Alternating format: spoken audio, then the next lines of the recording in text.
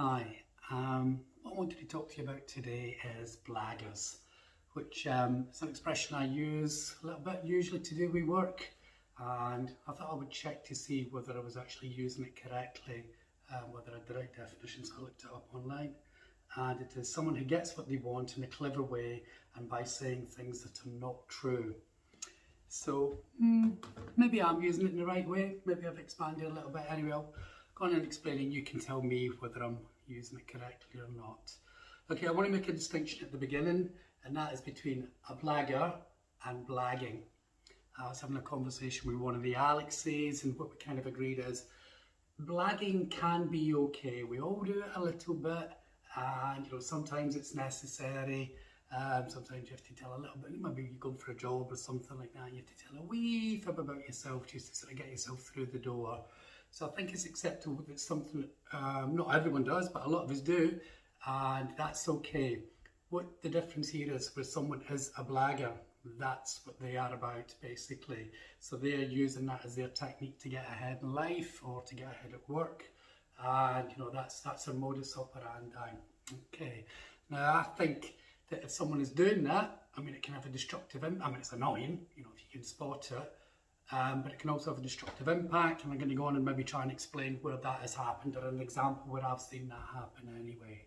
Okay, so I was trying to think about this, and I ended up with 3 levels, and let's see whether you agree, whether they float your boat, whether you can see what I'm talking about. So I'm going to give you some examples. So the example I'd like to start with is, one time I was invited to a meeting and it was discussing a particular document, it was discussing a procedure that we used at work. So I hadn't looked at it for a while, so before the meeting I had a look at the document, read it, kind of worked out where we were going. I went along to the meeting, and then the person who had called the meeting, it was quite clear they hadn't read the document. So they went ahead, arranged this meeting, invited people along to discuss something, but hadn't actually read the thing themselves. And I thought that was quite strange. I've got like a Roy Keane thing that I quite like, is fail to prepare, prepare to fail. So I always think, before any meeting, you do the reading. That's just what you do. So I thought that was a bit of a blag. That's a bit cheeky, actually calling the meeting saying, come along, let's have your ideas. But I'm not going to bother with any of that. So I'll just listen to what you guys have got to say. So that's a sort of small level thing. So I don't think you'd sort of say that that is necessarily a destructive thing to do. But the other ones that I'm sort of thinking about is this one. I don't know if you've seen this at all, and the best way to characterise it is, good idea, boss, I was thinking that all along. So you might have seen that in meetings, and that's the person, you have a meeting and it's about a particular subject, you're all there discussing the best way to go about it, and then after a bit of back and forth and people throwing ideas into the mix, eventually we coalesce around an idea and we sort of say, right, this is the course of action and this is how we're going to do about it. And then that person will sort of say, yeah, that's pretty much what I've been thinking all along, basically.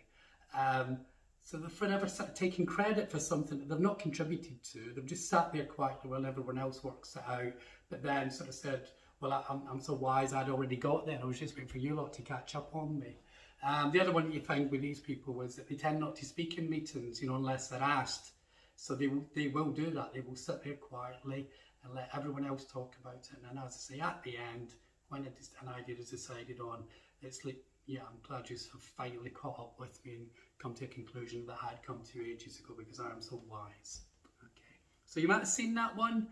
I've definitely seen it, so you might well have seen it too. Okay, and then I want to talk about one where I do think it's destructive. So as I sort of say, you've got blagging and you've got blaggers, and I think you can have like a sort of tipping point where there's like too many blaggers involved. And I'm trying to think of the collective term for a group of blaggers. And yeah, I went with a bullshit of blaggers, but another one I like is a plague of blaggers. And if you have a plague, if you get too many people involved, that can really skew the direction that things should go on and end up going on by mistake. So my favourite example of that is there's a piece of legislation involved in the area where I work in. It's called the Homelessness Reduction Act.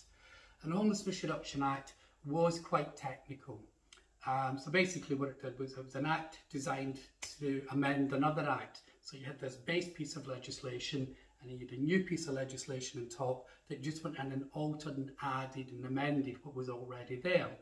So when you actually had the Homelessness Reduction Act when it first came out, it was really, really difficult to read and to work out what it was doing, because you had to get the old one, get the new one, and try and match them up together. And so push them together to sort of see what was going on. So most people just couldn't be bothered with that. So what they did was they went on a training course about the Homelessness Reduction Act, about the sort of broad principles on it, and that was it. That was the extent. This is managers we're talking about. This is fairly senior people throughout local authorities and in England. That's where legislation applied. So they go on this course, then they come back and they think that they knew all about it. Now the problem was, a lot of them went on a course with a guy who was delivering it, who had got it wrong.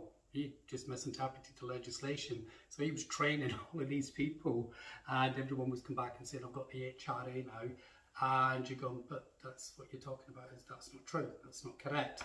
But because they'd been on training about it, then they thought it was. If you pay for training, then it must be true. God forbid that somebody should deliver training and it's actually wrong. Anyway, so we ended up in that, that place where we had this, a lot of people were misguided. And basically what they were doing is they were blagging the understanding. They hadn't done the reading. They hadn't actually sort of sat down and worked out what this piece of legislation meant. So they just, went with something that sounded quite convenient and sort of said, that's how we're going to do it. Now, the problem with that, and where that becomes destructive, is if a lot of people have done that, then a false reality becomes the reality. So, there's a lot of assumptions being made about how something's going to be put into practice, and then that's the course of action we're going to take. And it becomes like the emperor's new clothes. You've got all these people sort of saying, let's do this because this is what this means. And then you've got a couple of people, I'm one of them I suppose, at the background sort of saying, but that's wrong. The path that you're going on is wrong because you've misinterpreted this thing, because you've not actually taken the time to do it properly. You've blagged it to get ahead, or you've blagged it to, because you don't want to show that you don't understand. You don't want to just basically put your hand up in a meeting and sort of say, can someone just explain this to me because I don't get it. That is anathema to the blagger. They will never do that. So what you end up with is all these people, going ahead and sort of putting plans in place and sort of designing services even, and sort of saying this is how we're going to do it, and then strangely it doesn't work because they've kind of got it wrong right from the beginning. Another one that I've been using recently is, it's a rip-off from a sort of Irish joke, a country joke, and it's that sort of thing, how do you get to there? You go, well, you don't want to start from here. And that's what's happening a lot of the time, is because people have not understood what it is that they're supposed to understand, and they pretend that they understand it, then the journey that they're setting off on is a completely misconceived journey, and that tends to happen a little bit. The expression you can use about this is emperor's new clothes completely. Everyone is pretending. You can be in these meetings and everyone is pretending that they've got this and they understand it, but it's just, no, there's nothing there, there's nothing behind what they're saying, because they don't truly understand it. And that's where it gets really scary, because they just reinforce each other. And that's the terrifying bit sometimes, is they will just reinforce each other's knowledge, and this is the way we're going to go, based on this really, really poor understanding. So yeah, I don't know if it happens in your workplace or not. I think the HRA was a perfect example of it, because what you really needed to do, it's like, it is unfortunate, but every now and again you just have to do the reading. You need to sit down and you need to work something out. If you're going to wing it or blag it or whatever you want to call it, then you're taking a chance basically, and you might get found out further down the line.